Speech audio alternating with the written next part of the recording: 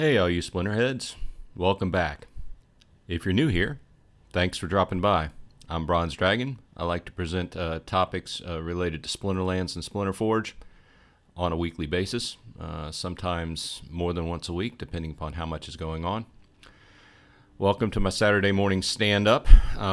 Today, in today's episode, I want to cover a few different items. I want to start off with the Town Hall, and I'm not going to go through this in depth because a lot of other people have already covered this, but I did want to hit a few quick topics.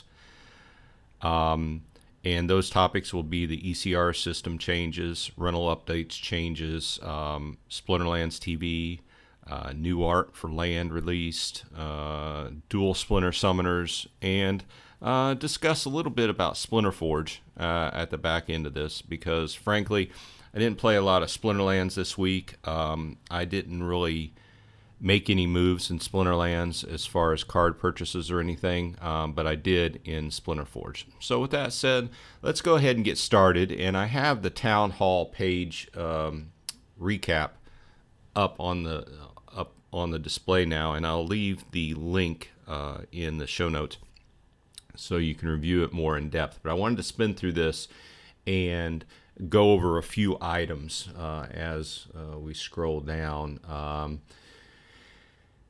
If you didn't get the chance to attend the town hall, it was kind of largely almost like a working session in that there's a lot going on behind the scenes. The team is continually busy trying to improve the game. I didn't see a whole lot as far as really exciting bits this week, but there's a lot there that was presented that tells me that the team is working and the game is moving forward and everything. So I do like to see that.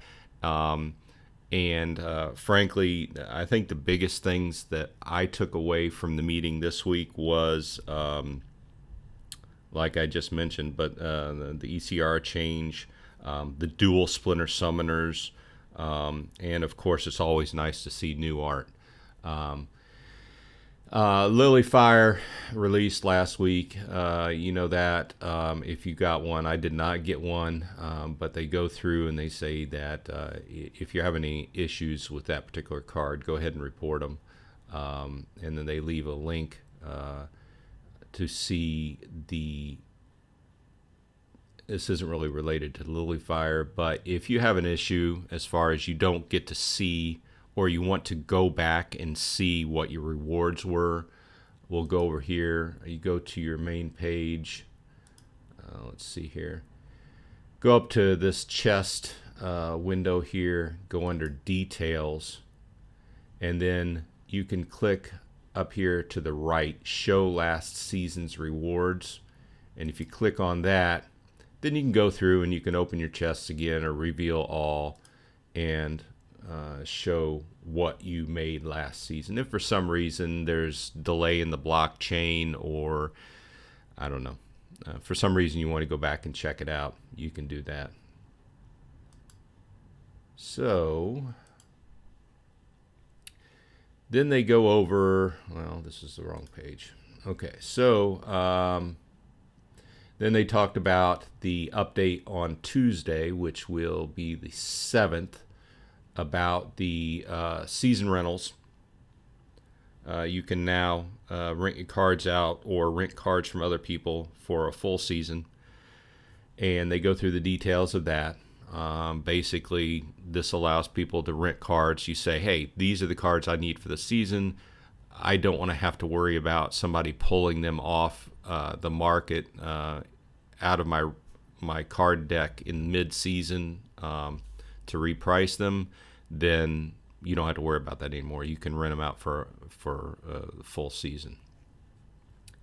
They made a few changes to the ranked reset, but basically what holds is still true. If you get to level 1 of like Diamond 1, you will reset to Diamond 3. Gold 1 will reset to Gold 3, etc. There is one caveat to that. Bronze 1 resets to Bronze 2. And then they did make some changes to Champion League to smooth that out a little bit. they brought the limits down, what you need to make it to the various champion leagues. So I've never played in champion, so I can't comment on that, but that's basically what they said. They moved the open pack screen around. Now it's under the tech modernization client. Then they go through some general updates. This is kind of working, behind the scenes type things that you may notice once in a while. They hotfixed some, they patched some minor issues.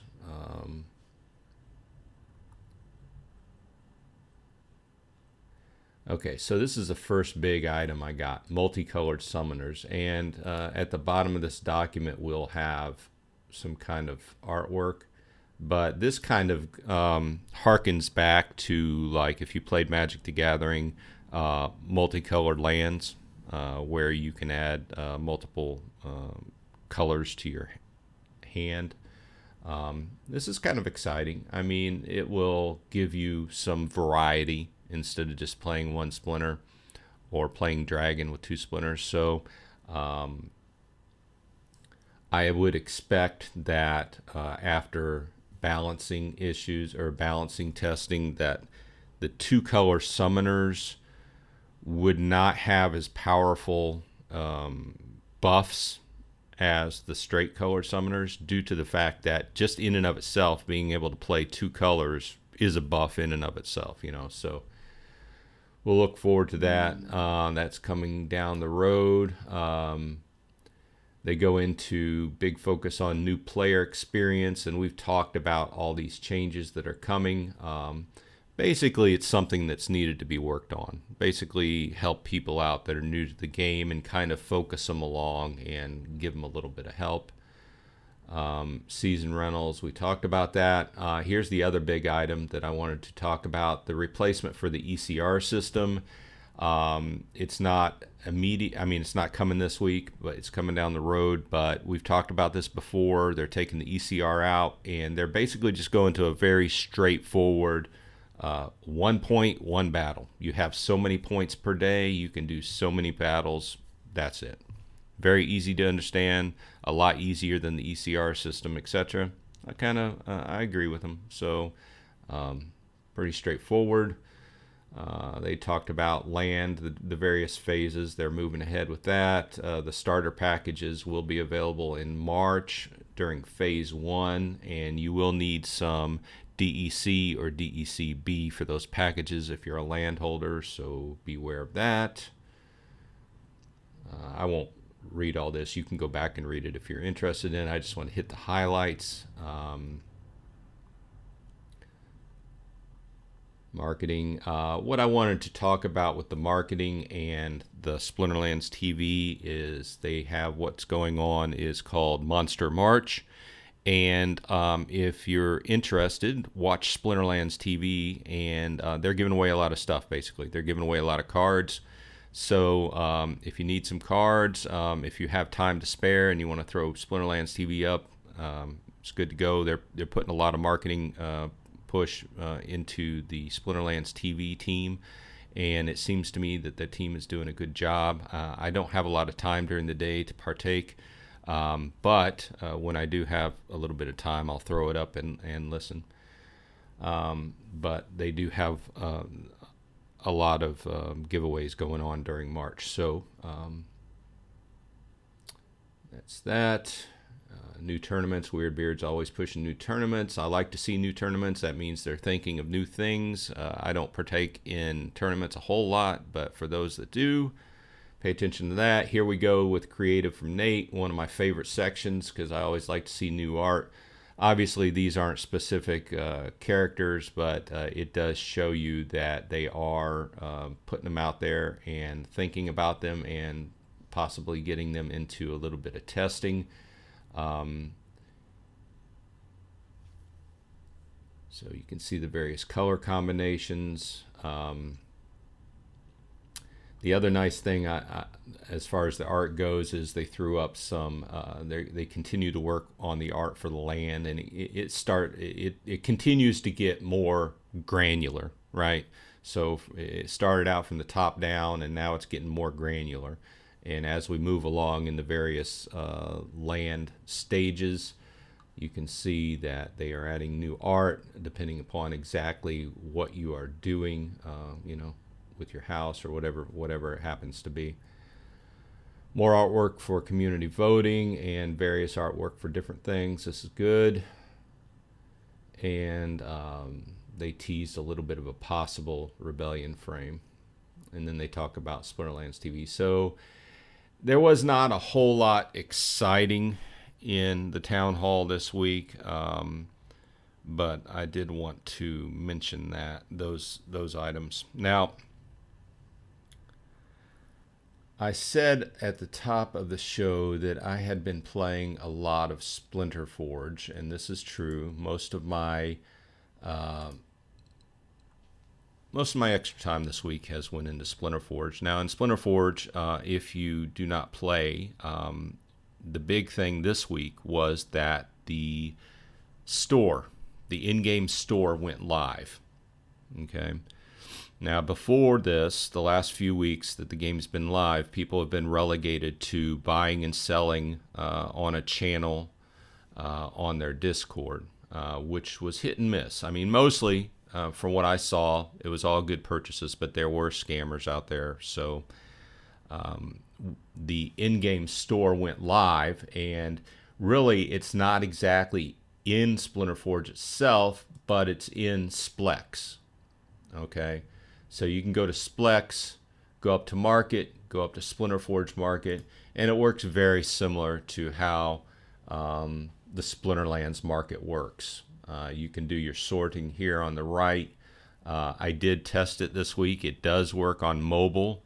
If you are using the Hive Keychain app and using the browser within that app, so I have tested that, and it works that way as well. But it's the market has really changed rapidly. Obviously, when it first went live, you had a lot of high prices and everything. But I think, just like any market, it's going to moderate over time.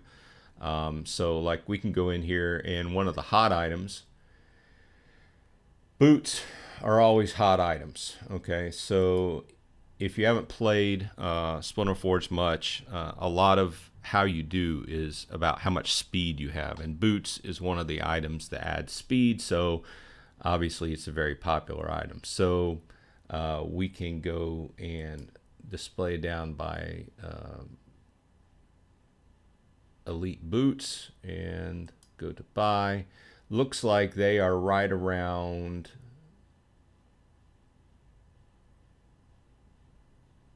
$39.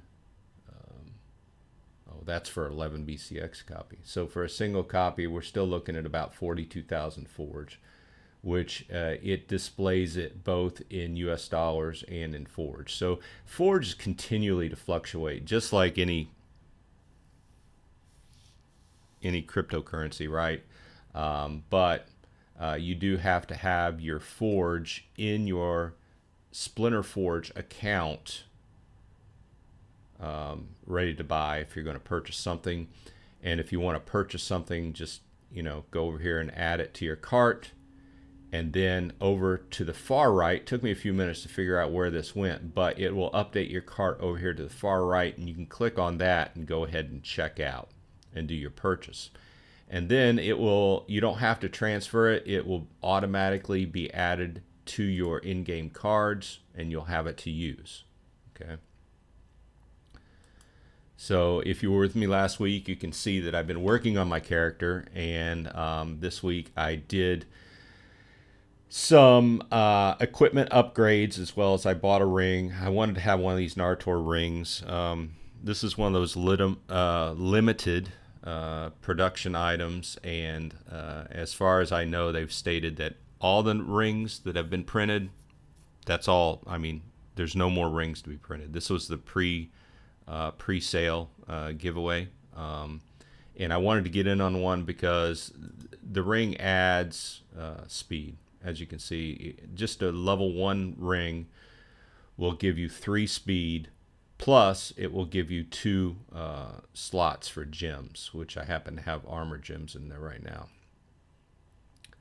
So this is not purchasing advice. I just think down the road, as we've seen if you've ever played most card games, there's always a few cards available at the very beginning of the game that never become available again and become really one of those key things. So I went ahead and spent some money and got that. And I also upgraded some of my other pieces. I upgraded boots to level 2. I upgraded my hauberk to level 2. And I upgraded my shield and sword to level 2. My primary character I'm playing is warrior.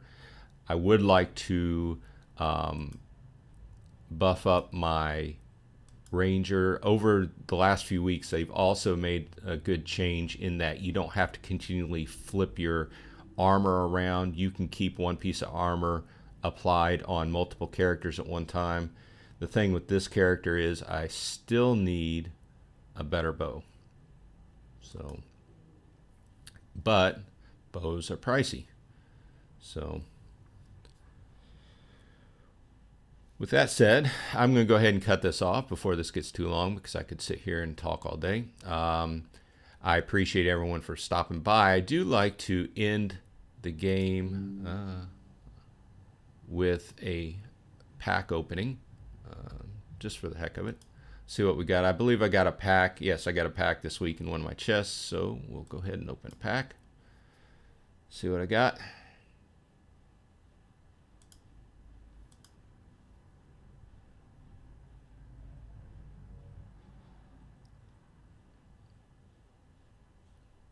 Two rares.